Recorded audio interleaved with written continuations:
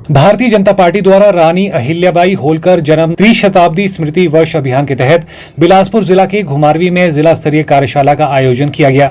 वहीं इस कार्यशाला में पूर्व मुख्यमंत्री जयराम ठाकुर ने बतौर मुख्य वक्ता के रूप में शिरकत की।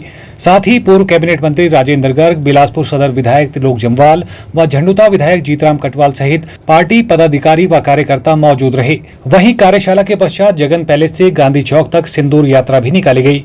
वहीं रानी अहिल्याबाई होलकर के जीवन पर प्रकाश डालते हुए पूर्व मुख्यमंत्री जयराम ठाकुर ने कहा कि भारतीय जनता पार्टी केवल राजनीति से संबंधित कार्यक्रमों का आयोजन नहीं करती, बल्कि समाज में बेहतरीन कार्य करने वाले समाज सेवकों के सम्मान में भी कार्यक्रमों का आयोजन करती आई है।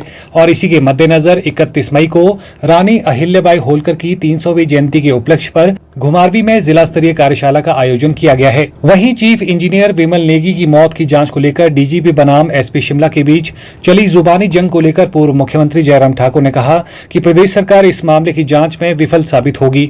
ये उन्हें पहले से ही मालूम था, इसीलिए भाजपा लगातार सीबीआई से मामले की जांच की मांग कर रही थी, मगर सरकार नहीं मानी और विमल नेगी के परिवार द्वारा सीबीआई जांच की मांग न कराने की बात कहती रही। वहीं अब उच्च न्यायालय द्वारा विमल नेगी के परिवार की मांग के बाद मामले की सीबीआई जांच के आदेश दिए गए हैं, जिसके लिए उन्होंने न्यायालय का आभार जताया है। उन्होंने कहा कि इस मामले की निष्पक्ष जांच होनी चाहिए व विमल नेगी के परिवार को न्याय मिलना चाहिए और दोषियों को सख्त से सख्त सजा मिलनी चाहिए। उन्होंने कहा कि रिकवर पेन ड्राइव से सब कुछ मिटाना व विमल नेगी की जेब से मोबाइल गायब करना, ये सभी जांच के विषय हैं और उन्हें पूरी उम्मीद है कि आने वाले समय में सीबीआई जांच में अन्य बातें निकलकर सामने आएंगी। भारतीय जनता पार्टी सिर्फ राजनीति के लिए ही काम नहीं करती है। जिन लोगों ने समाज में अच्छा काम किया है, आज जो समाज में अच्छा काम कर रहे हैं उनको भी प्रोत्साहित करती है।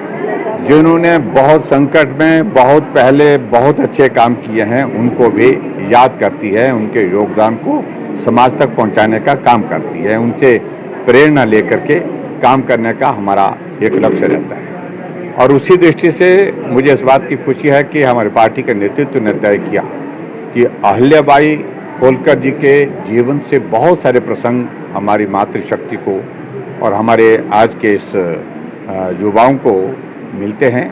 उन सारी चीज़ों को लोगों के सामने रखना चाहिए। 300 वर्ष पहले उनका जन्म हुआ था 31 मई को 1725 को।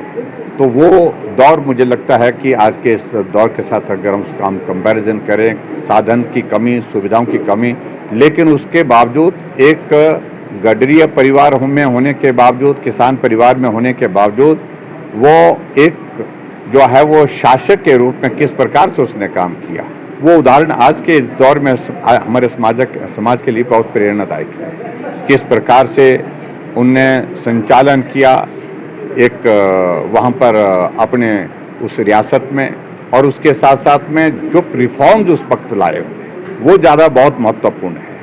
और मुझे लगता है कि उन सारी चीज़ों को याद करने की दृष्टि से ये कार्यक्रम को जो आयोजन हमने किया है, सभी लोग उनके जीवन से प्रेरणा ले रहे हैं। चाहे उनने उस वक्त महिलाओं को, बच्चियों को, बेटियों को पढ़ाया नहीं जाता था, उस दिशा में कदम उठाए हैं। और सबसे बड़ी बात है कि सनातन को मजबूत करने के लिए, हिंदू धर्म की रक्षा करने के लिए जो जितने हमारे मंदिर हैं, और विशेष तौर से शिव मंदिर के लिए तो उनका बहुत बड़ा योगदान रहा, उनके संरक्षण के लिए काम किया। जहां मुसलमान उस वक्त जहाँ औरंगजेब का दौर था, वो लगभग उस वक्त का, जिन्होंने उन्हें नुकसान पहुँचाया हमारे मंदिरों को, उनका पुनर्निर्माण किया, वहाँ सराय बनाई, सराय के साथ साथ में वहाँ पर और व्यवस्थाएं की लोगों के ठहरने के लिए, लोगों को रहने के लिए। ऐसी सारी चीज़ों को लेकर के आज के इस दौर में उनको याद करते हैं, उनके योगदान को। और इसलिए भारतीय जनता पार्टी ने तय किया कि अहिल्याबाई होलकर जी के जीवन के बारे में लोगों को भी जानकारी देनी है, और उसके साथ साथ उनके जीवन से बहुत सारी चीज़ें जो सीख के रूप में हमको मिलती हैं उनको विस्मरण करना चाहिए। सरकार कुछ नहीं कर पाएगी, ये हमको पहले दिन से मालूम था। इसलिए ही हमने विधानसभा के अंदर सीबीआई की मांग की थी कि सारे मामले की जांच सीबीआई के माध्यम से हो। सरकार नहीं मानी और सरकार झूठ बोलती रही कि परिवार के लोग सीबीआई की मांग नहीं कर रहे हैं। आखिरकार परिवार के लोगों के कहने पर ही सुप्रीम कोर्ट ने जजमेंट दी, निर्णय दिया कि सारे मामले की जांच सीबीआई के माध्यम से होनी चाहिए। और दूसरी बात, जिस प्रकार से इस मामले की जड़ें जो सारी जुड़ करके कहाँ पहुँच रही हैं, वो मुख्यमंत्री के बहुत करीब के लोग हैं, अधिकारी हैं, नेता हैं, सब लोग भ्रष्टाचार कर रहे थे। भ्रष्टाचार के उस सारे इसमें जो है ये बिमल नेगी जो है वो मौत की भेंट चढ़ गया। ऐसे में हमने इस बात को लेकर के सिर्फ इतनी बात कही है कि निष्पक्ष जांच होनी चाहिए। पहली बात, बिमल नेगी के परिवार को न्याय मिलना चाहिए। जो दोषी हैं उनके खिलाफ सजा होनी चाहिए। हम पहले दिन से कह रहे थे कि जो लोग इस सारी चीज़ को लेकर वो प्रभावशाली लोग हैं, सबूत नष्ट करने की कोशिश कर रहे हैं। जैसा आप सब लोगों ने भी सुना होगा कि पेन ड्राइव रिकवर हुआ था, लेकिन पेन ड्राइव में सब कुछ मिटा दिया गया है। ये सारी चीज़ों को लेकर के बहुत प्रश्न खड़े होते हैं। मोबाइल परिवार के लोग कह रहे थे उनकी जेब में संभवतः था, क्योंकि डेड बॉडी के इसमें अगर हम देखें तो जो फोटो लिया गया है उनकी जेब में साफ दिख रहा है कि शायद मोबाइल उसमें था, लेकिन मोबाइल अभी तक नहीं मिला है। ऐसी बहुत सारी चीज़ें हैं जिसमें सबूत को नष्ट करने का प्रयत्न किया गया है, और इसलिए सीबीआई की जांच जो हम कर रहे थे, हम कोर्ट का धन्यवाद करते हैं कि कोर्ट ने हमारी बात को स्वीकार किया, और इसमें जांच में बहुत सारी आने वाले समय में चीज़ें निकलेंगे, और ऐसा मुझे पूरा भरोसा है कि परिवार को न्याय मिलेगा। Bureau report, channel 9, Bilaspur.